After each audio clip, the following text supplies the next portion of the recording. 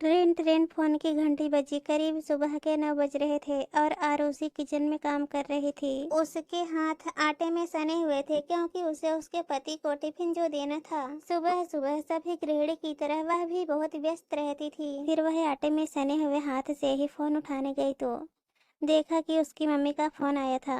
झुंझुलाहट में उसने फोन उठाकर कहा, ओफ हो मम्मी, मैंने आपसे कहा है ना कि मेरी अभी अभी नई नई शादी हुई है। शादी को सिर्फ 5 महीने हुए हैं। यूँ सुबह सुबह फोन मत किया करो। ऐसा कौन सा जरूरी काम था कि आप थोड़ी देर इंतजार न कर सकी? चलिए अभी फोन रखिए, मैं अभी बहुत व्यस्त हूँ। थोड़ी देर में आपको फोन करती हूँ। फिर आरुषि किचन में आकर पराठे बनाने लगी ताकि मयंक का टिफिन पैक कर सके। 10 बजे करीब जब मयंक ऑफिस के लिए निकल गया तब उसे यह एहसास हुआ कि आज उसने अपनी मम्मी से कितनी खराब तरीके से बात की। उसे अंदर ही अंदर घुटन महसूस हो रही थी, लेकिन वह भी क्या करती, मम्मी का रोज का यही काम था। इसलिए आज गुस्से में कुछ ज्यादा ही रूखी बात की। इसलिए उसने जल्दी से मम्मी को फोन लगाया और कहा, माँ आप मुझे माफ कर दीजिए, मैं सुबह कुछ ज्यादा ही बोल गई आपको।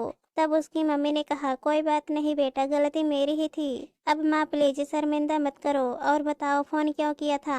ओ बेटा, तबीयत कुछ ठीक नहीं लग रही। ठंड के मारे सर्दी जुकाम भी ज्यादा हो गई है और नीचे टहलना भी नहीं हो रहा है, जिसकी वजह से भूख भी नहीं लगती। अब तू थी तो 10 बार तुझे दुत्कारने के बाद भी हल्का फुल्का जबरदस्ती खिला ही देती थी, जिससे कमजोरी महसूस नहीं होती थी। पर अब कौन पूछने वाला है? तब आरुषि ने कहा, मम्मी आपका ख्याल रखने के लिए भाभी है ना, वह आपको पूछेंगी। अरे कहाँ बेटा, मुझ बुढ़िया को कौन पूछता है मैंने खाया या नहीं खाया? इससे किसी को कोई फर्क नहीं पड़ता है। लेकिन माँ, मुझे ऐसा नहीं लगता है कि भाभी आपको पूछेंगी नहीं। ओ मेरा और तुम्हारे जमाई का भी कितना ख्याल रखती हैं। मैं जब भी पीहर आती हूँ मुझे एक कप चाय तक बनाने नहीं देती।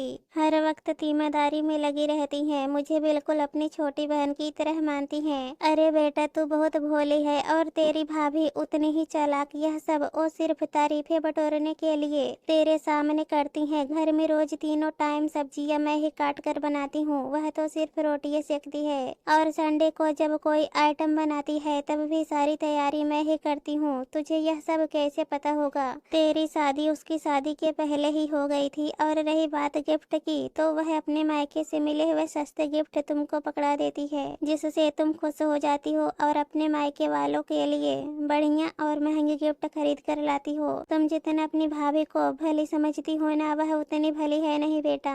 वो मुझे दवाई देना हो या खाना पूछना हो, बस एक ही बार पूछती है, दिखावे के लिए। अगर वो सही में मुझे अपनी माँ जैसी मानती तो मुझे जबरदस्ती करके जरूर खिलाती। तुम्हें क्या लगता है शादी से पहले वो अपनी माँ को बार बार नहीं पूछती होगी? जो भी हो माँ, पर मुझे ऐसा नहीं लगता। मेरे साथ तो भाभी का व्यवहार बहुत अच्छा है और दुनिया भी जो देखती है उसी को सच मानती है। इसलिए भाभी को आप खराब बताएंगी भी तो कोई आप पर विश्वास नहीं करेगा। फिर भी अगर आप बोलती हैं ऐसा है तो इसमें गलती आपकी भी जरूर होगी, क्योंकि ताली कभी एक हाथ से नहीं बजती।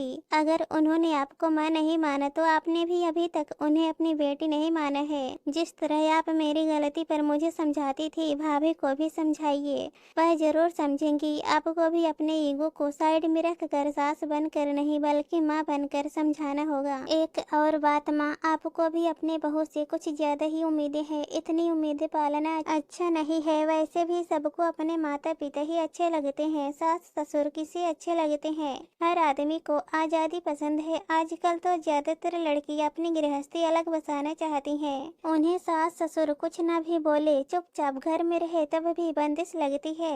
और तारीफ बटोरने के लिए ही सही ननद नंदोई का मान सम्मान करती हैं, इतना भी काफी है। क्योंकि आजकल की ननदे भी किसी को कहाँ पसंद रहती हैं। ननद घर आ रही है, काम पड़ जाएगा, ये सुनकर नाक मुंह सिकोड़ने लगती हैं। गिफ्ट देना तो बहुत दूर की बात है, खाना बना कर रख देती हैं, एक बार भी पूछती तक नहीं। तुम तो किस्मत वाली हो माँ, तुम्हें तुम्हारी बहू एक बार तो पूछती है, इसलिए माँ मैं तो कहूँगी कि आप अपनी बहू को बेटी बनाकर उसी से तालमेल बढ़ाओ, क्योंकि काम आपके वही आएगी। मैं तो अब पराई हो चुकी हूँ, मुझे अपनी गृहस्थी संभालनी है। देखती हूँ 1-2 दिन में आऊंगी, थोड़ी देर के लिए। चलो माँ, मैं अब फोन रखती हूँ। दोस्तों, इस कहानी पर आप लोगों की क्या राय है कमेंट में जरूर बताना, और अगर कहानी पसंद आए तो हमारे चैनल को सब्सक्राइब कर देना। कहानी सुनने के लिए बहुत बहुत धन्यवाद।